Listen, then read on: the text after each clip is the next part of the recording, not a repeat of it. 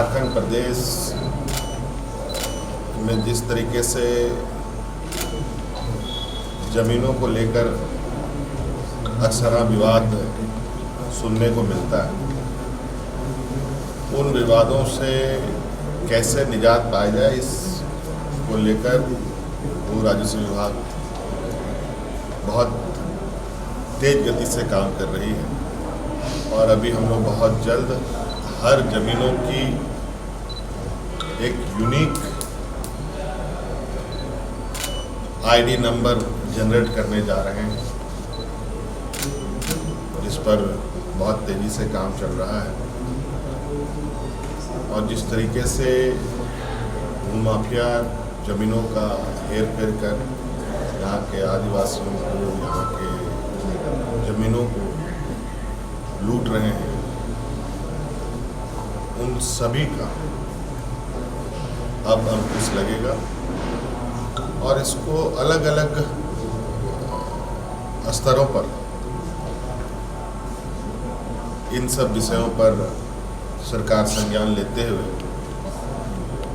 लोगों के प्रति नियम संगत न्याय करने का संकल्प लेते हुए काम कर रहे हैं।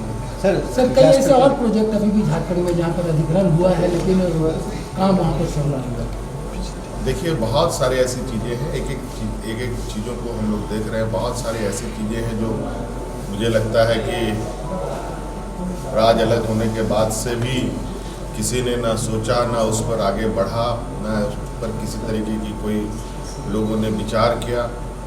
और नतीजा ये हो रहा है कि यहाँ चीज़ें की स्थितियों में लगातार गड़बड़ियाँ सुनने को, देखने को, महसूस करने को मिलता है। इन सभी चीज़ों पर अब सरकार काम कर रही है, क्योंकि हर विकास की योजनाओं को ज़मीन पर ही होना है। और इसको लेकर के बहुत सारी विसंगतियां हैं कई स्तरों पर। उन सभी विसंगतियों को दूर करने का हमने विभागों को कहा है। और ये विसंगतियां दूर करने में लगभग पूर्व में बिल्कुल निराशा व्यवस्था बना रहा और उसमें थोड़ी सी मेहनत और ज़्यादा ताकत लग रहा है, लेकिन ठीक हो जाए। सर जो आपदा प्रबंधन प्राधिकार की महत्वपूर्ण बैठक है, सब कुछ लगभग खुली। हाँ, लॉकडाउन समाप्ति का या कह लें जीवन सामान्य करने का लगातार हमारा प्रयास चल रहा है। और इसको लेकर कई स्तरों पर हमने बैठकें की, कई स्तरों पर कई निर्णय ली। और आज भी आपदा प्रबंधन की बैठक थी, उसमें कई चीज़ें जैसे कॉलेजेस हैं, स्कूल हैं, ट्रेनिंग इंस्टीट्यूट्स हैं, हॉस्टल्स हैं, कोचिंग इंस्टीट्यूट है और बहुत तरह तरह की चीज़ें हैं जो मुझे लगता है विभाग से आपको उसका पूरा ब्यौरा मिल जाएगा। उनको एक सशर्त खोलने का हम लोगों ने निर्णय लिया है। और ये बात हम जीवन सामान्य को लेकर आगे बढ़ रहे हैं, लेकिन वैश्विक महामारी अभी तक हमारे से दूर नहीं है। और स्थिति ना बिगड़े, ये सभी लोगों को, राज्यवासियों से मेरा अपील होगा कि लोग इसका ध्यान रखें। मास्क, सैनिटाइज़र, इन सभी चीज़ों का उपयोग बिल्कुल लगातार करें, ईमानदारी पूर्वक करें। यही एक मात्र अभी हमारे पास विकल्प है अपने राज्य को सुरक्षित रखने का, जिसको लेकर हमें अभी तक कामयाबी मिली है।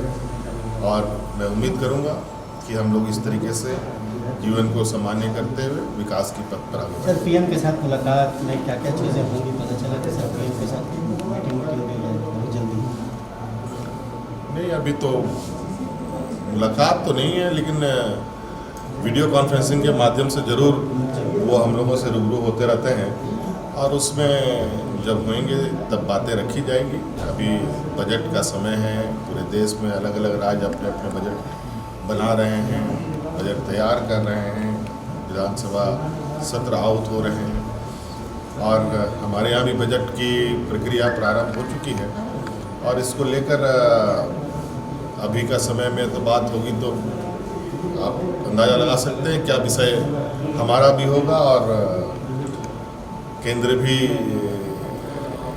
को भी मालूम है कि राज्य सरकारें किन बातों को लेकर आएंगी। सर सड़क सुरक्षा को लेकर के भी आज महत्वपूर्ण कहीं थानों में आपने कहीं अब बहुत सारी मीटिंग हो रही है, अब एक एक चीज़ों पर हम आपको बताएंगे, आपको पता चलेगा। बाकी आखिरी सवाल एक ये होगा, वृंदा करात जी से आपकी मुलाकात हुई है, क्या बंगाल में कम्युनिस्ट कांग्रेस और आपके बीच में कोई कॉन्वर्सेशन होगा? देखिए, इस विषय पर वो हमसे मिलने नहीं आई थी और ये एक आम मुलाकात, चूँकि हम लोग